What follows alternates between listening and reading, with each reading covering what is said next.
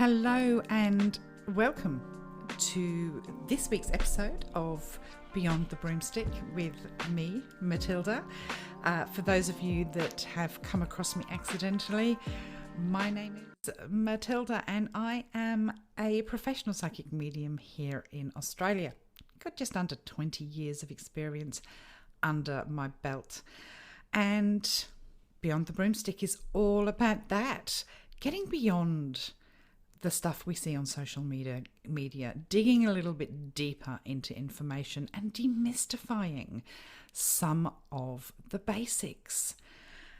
And today we're going to talk about how I receive my messages, mentorship, mediumship training, if that's something that you are interested in, what to look for, how to tap into your own intuition, and a little bit about my personal experience, because everyone's experience is different.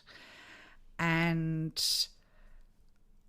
the big point of this podcast is to really show you that being a medium and being a psychic is not all about the Hollywood side of things that we see on television.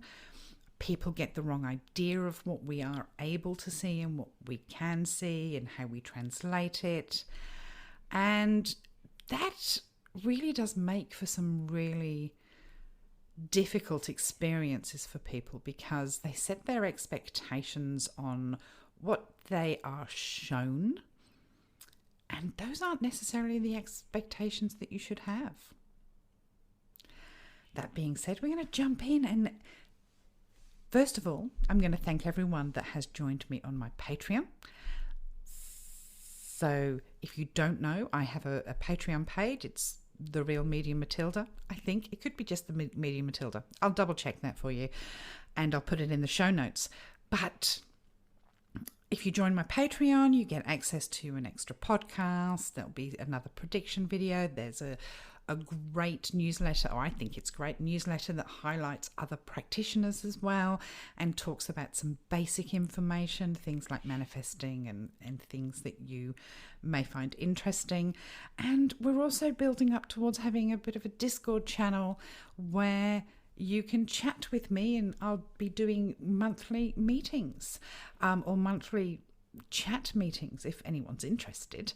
But first of all, we'll jump in and thank my wonderful Patreon subscribers.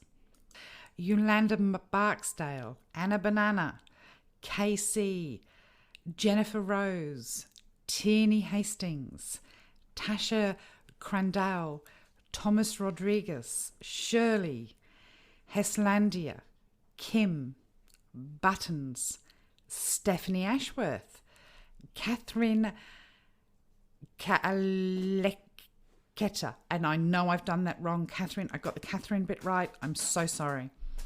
Sarah Jane, Lois, Laurie Rivers, Bev, Christy, Teresa, Francesca, Kindle, and Carly. Thank you so much. You make this possible. And don't forget to comment on my Patreon on topics you want talked about, information you'd like me to do a deep dive into.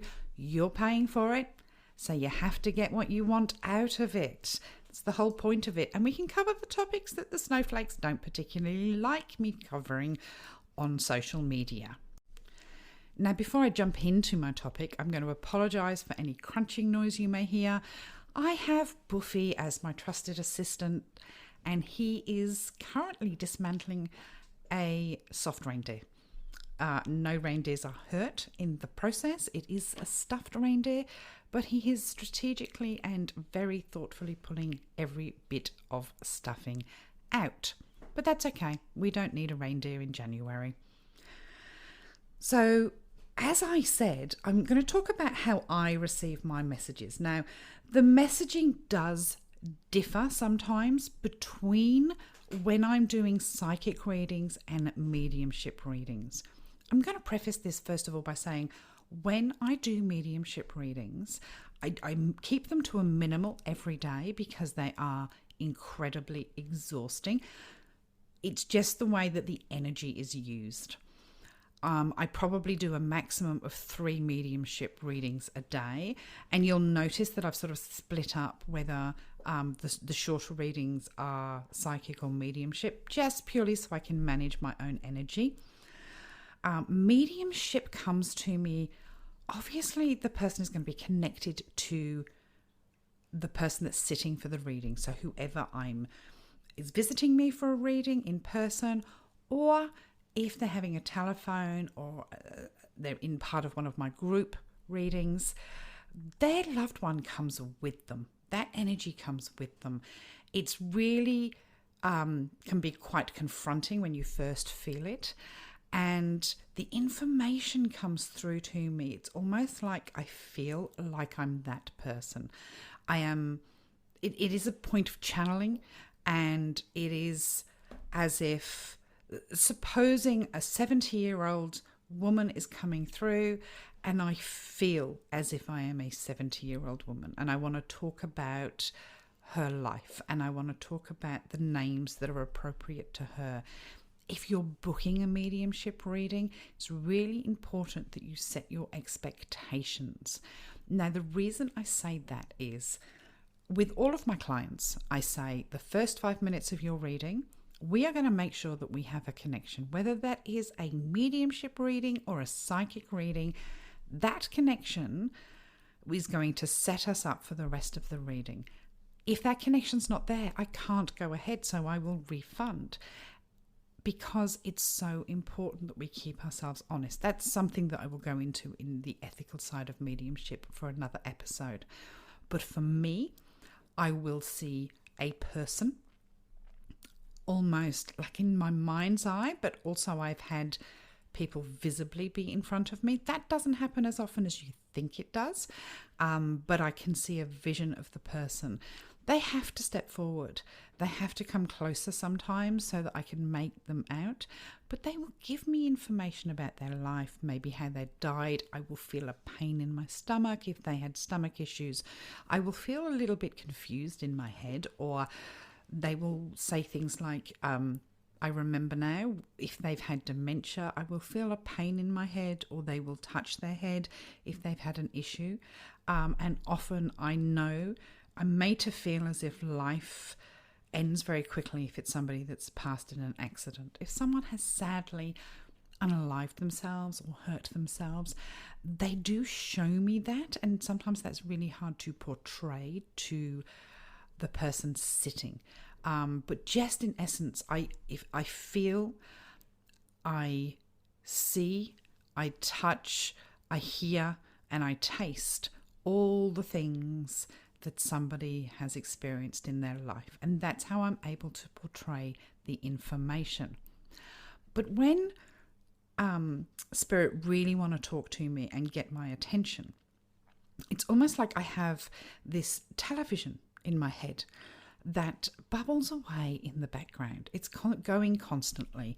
It can be just like as if you're at home and you've got the television on a low just for company, and you're not paying attention to it, but it's there. It's the sounds are in the background, the images are there flickering in front of you. But when you're ready to sit down to watch that show or watch that movie, that's when you turn the volume up and you pay attention to the images that you're being shown. That's mostly how I get my information. When I sit down and I set my intentions before a reading, and I will say the name of the person I'm reading for and say, bring me what you need, bring me what they need and what you want them to know. And then the television gets brighter, the sounds get louder, and everything starts playing out in front of me. So if you can imagine, I'm speaking to Gloria, who is in Florida, and Gloria's loved ones are giving me information, and they're going to show me an image. Now, that's not an image of her loved one. Her loved one's energy is probably in my room with me, but they're going to give me an image. And that image might be of a friend I had in primary school called Elizabeth. And I'm going to say to Gloria, does the name Elizabeth mean anything to you? And she'll go, oh, that's my mum's name. Okay. And she's showing me on the calendar August. Is August a relevant birthday or anniversary in your family? Could be somebody living or alive. And she'll go, yes, that's when she died. Is my dad with her? And that's how it goes. I prefer not to have the is my dad with her, because then I can bring the father through as well. But often the information, that's how I get it. Spirit will rely on my memories, and they'll push those memories in front of me, and I then need to validate that information with the person I'm reading for. They could show me London Bridge and I go, does London mean anything to you? Are you travelling there? And it could be that somebody close to them lives there, or the person that passed died there. But that's how they give me the information. I'm really lucky because I do have a lot of memories. I'm old. I tell you, I'm old all the time. But names for me are really easy because Spirit and I have got it down pat. My spirit guides will often flash things in front of me that's from my memory, people especially. They'll give me the image of that person, and that's the name I need to use. And now if I don't have a memory bank of a specific name, and obviously I work for people around the world, I'm only going to get initials sometimes because names are difficult. I don't know a lot of people with names from different regions of the world. So I may rely on initials. Spirit may just give me an initial. But if I don't know a name or I'm not getting it, they will put something from pop culture in front of me. They'll give me Ed Sheeran for the name Edward. They'll give me Harry Potter for Harry. It's something that I know. It's something that's in my memory bank, but it's not so much a personal memory. And I always say to people, does the name Harry resonate with you? And that's unless you know a wizard. But that's how I get it. And it's great to be able to relay that information. Now, I've been asked several times about the timing of things like predictions that I give. People hold on to predictions and the timing so tightly that I prefer not to give timing, and I rarely do.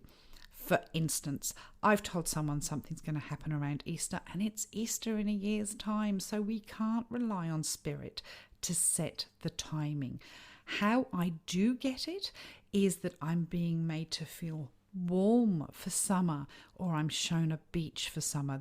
It's general signs and symbols that we've worked on over 20 years, and that's how I get the information. But I always say to all of my clients, if you hold on to the timing and think that a prediction is magically going to happen for you, and you haven't done the work to make that prediction happen, or the positive work in order to receive that prediction, and it could be as simple as you haven't done your affirmations and you haven't worked on your positivity and your belief system that you are deserving of something, then it's not going to happen.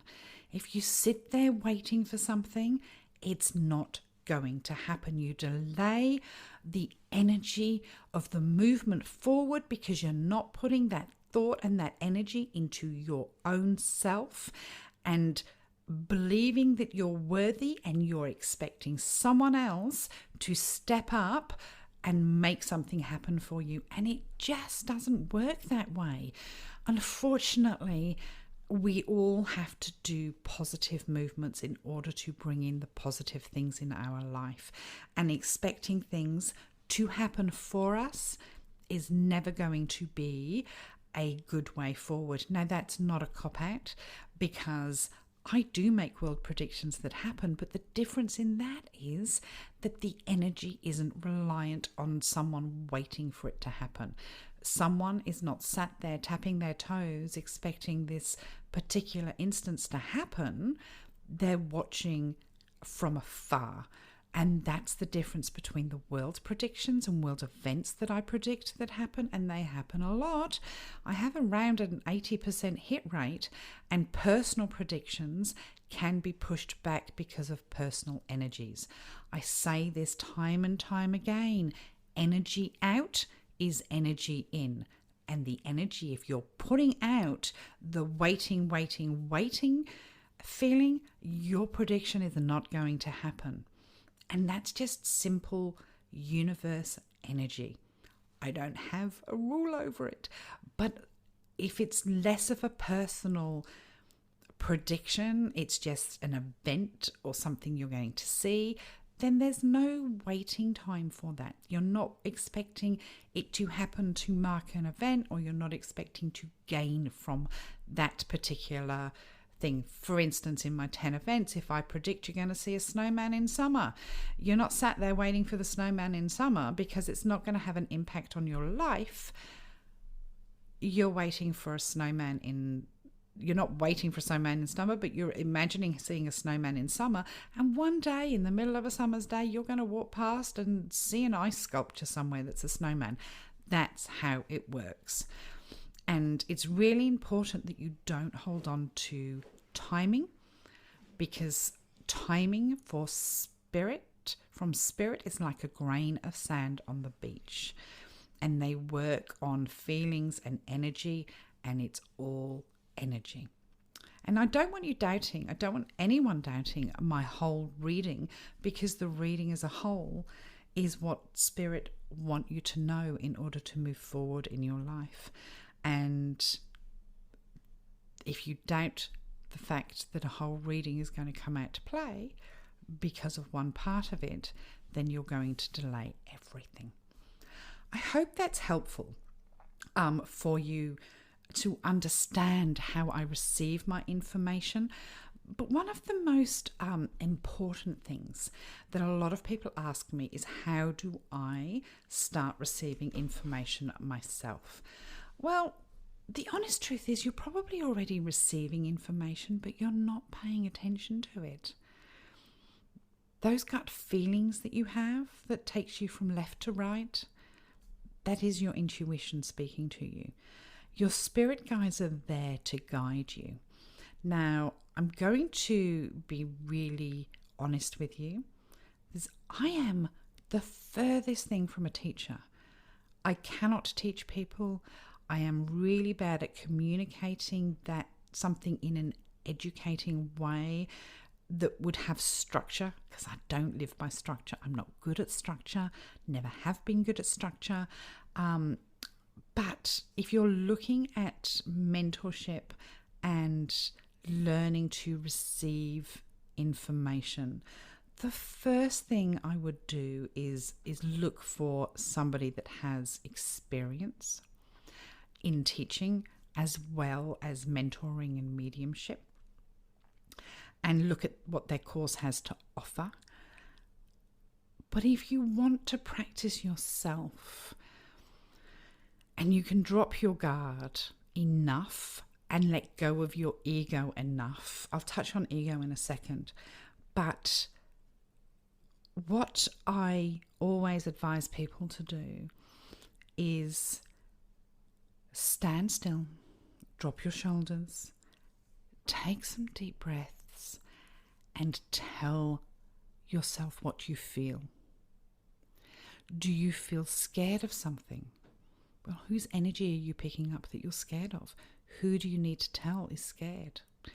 Do you feel as if you have a pain somewhere? Is there someone around you that somebody could have passed over that had a pain in that area?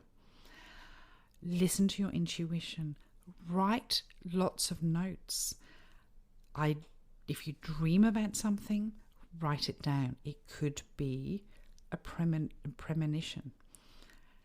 If you can't meditate, that's okay. I never meditate. I get all of my downloads or my information, or I am at my most relaxed when I'm exercising. That's how I get it. And it could be just as simple as walking around the house, doing something else, because my guard, my thought pattern is dropped, so I'm open to receiving messages. It's about letting go of your internal ego and allowing the messages to come to you, listening to them, and you can write them down and see what makes sense and practice with your friends. As I say, I'm not a teacher. It's really hard because this is something that came incredibly natural to me. I have a mentor that's really helped me and helped me on the ethical side of mediumship and really taught me a lot.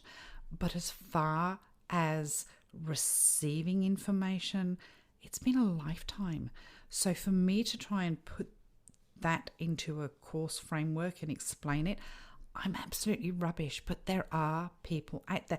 I think it's Megan Allison on TikTok. I'm not entirely sure, but I think she runs a really good course and I like her as a medium. She feels really ethical. She feels above board. So if you're interested, go and have a look at her. But for me, I have to let go of anything that I expect to receive and see where it takes me. I don't go looking for things unless it's for a client. So everything you receive on TikTok and things like that are things that Spirit and my spirit guides show me naturally. And just on that, I want to talk about just on ego. A lot of people think that ego is showing people that you're better than them or you're competitive or anything like that. Ego isn't necessarily that. Okay, ego's a good thing in every day-to-day life. We've all got to have a little bit of ego. When I talk about ego, it's about translating the messages that you get. For instance, I no longer work for friends or do mediumship or psychic readings for friends because my ego will step in and I will want an outcome that is to my best interest because it's a friend of mine and I don't want to give them bad news or I don't want to pass on information. Or if it is bad information that I personally don't like someone they're connected with, it can cause all sorts of dramas. Ego steps in the way of us delivering pure and clean messages. And if you can let go of ego and your expectations of what you are going to receive, you will be stepping in the right direction. A lot of people don't understand this because I make world events predictions on social media.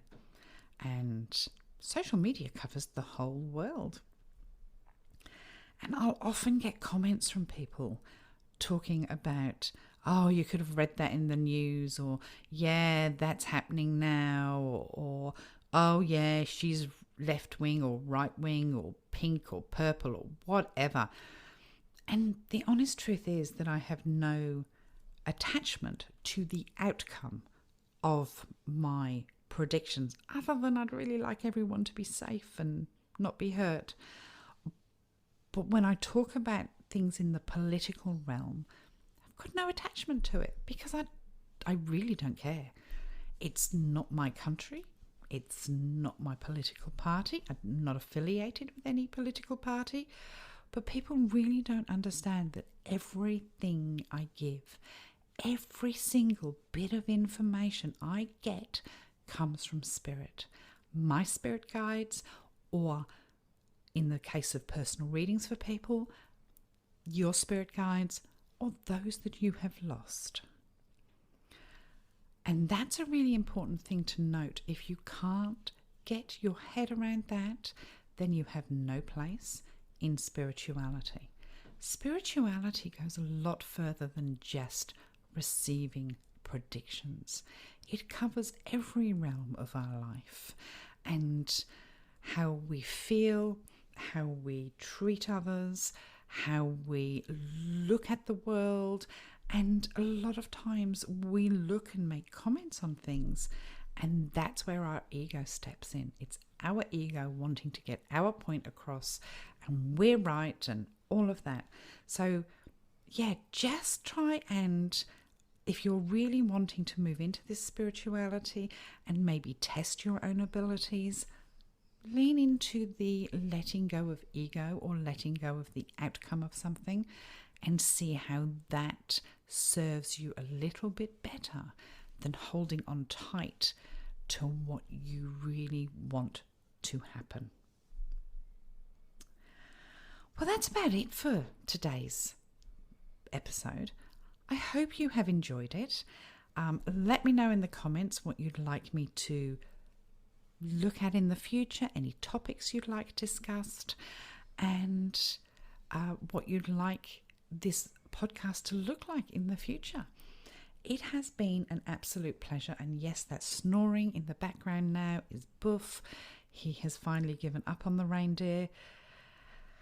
And on that note, we will say goodbye to you and see you next time. Take care.